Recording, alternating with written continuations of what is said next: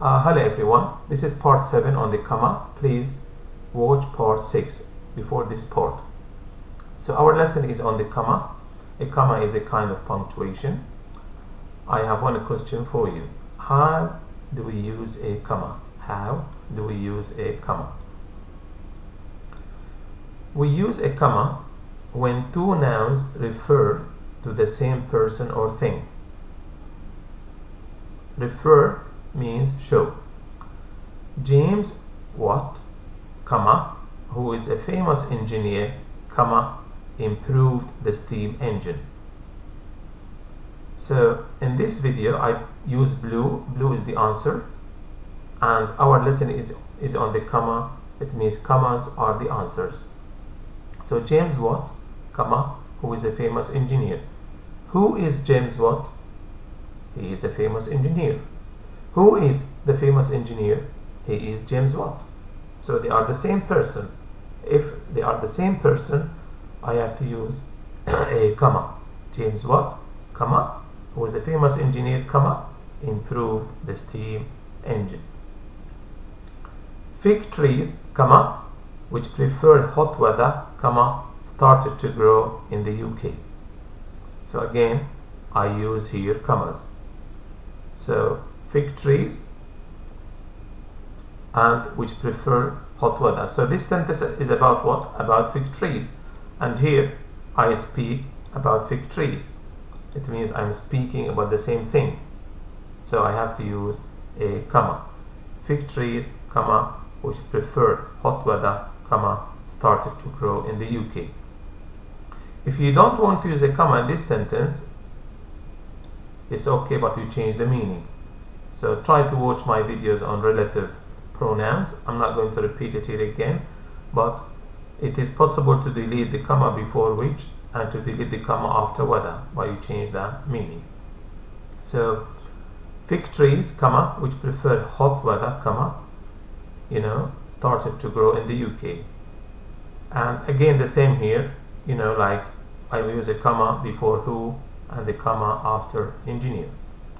So we use a comma when two nouns refer to the same person, thing. If you are speaking about the same person or the same thing, you use a comma. We use a comma in direct speech. Romeo said, comma, I love you. So after said, I use a comma. I love you is reported speech. As you can see, before I use speech marks. After you, I use speech marks.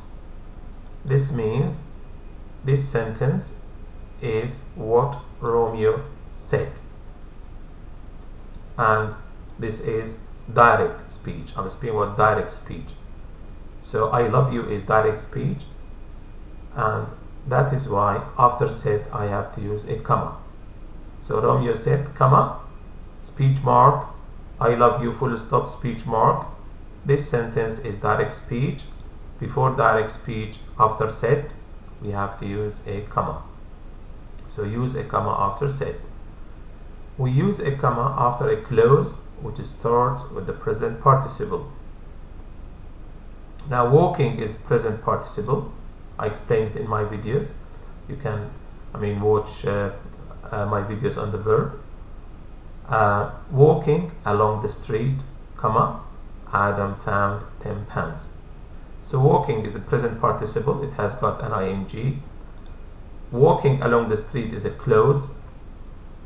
It's like a sentence, but it's not complete. Sometimes the clause can be complete or incomplete. In this sentence, walking along the street is a clause, but it is not complete. Walking is a present participle. So if walking along the street, after this clause, what do I put? I put a comma. It's in blue. Here it is.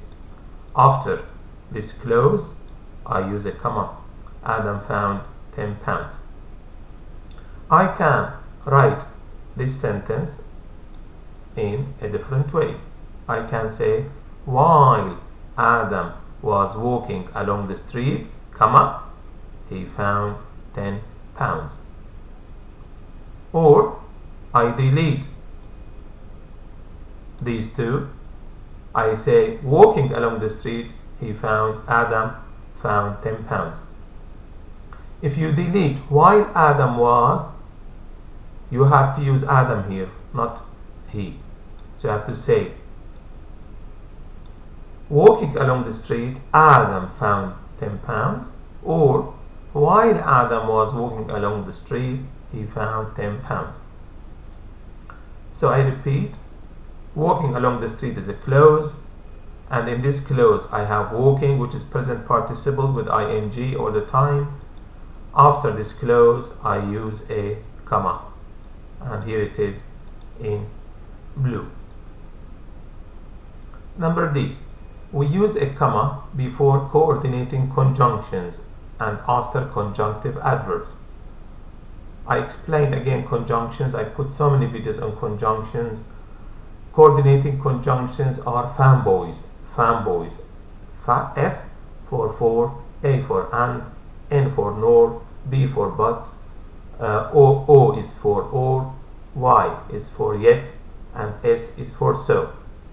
So all these are coordinating conjunctions. I can put them for you here, boys, fanboys. So F for A and N, nor, B, but, O, or, Y, yet, S is so. So before fanboys, what do I use? I use a comma. If the sentence is long, if the sentence before fanboys is long, I use a comma. For example, Eve studied all the questions and answers for her exams. This sentence is short or long? It is a long sentence. So I have to use a comma after exams. So, but is a coordinating conjunction. I use a comma before but. And here it is, before coordinating conjunction. A comma before coordinating conjunctions. But is a coordinating conjunction. I use a comma before but. Why? Because this sentence is long.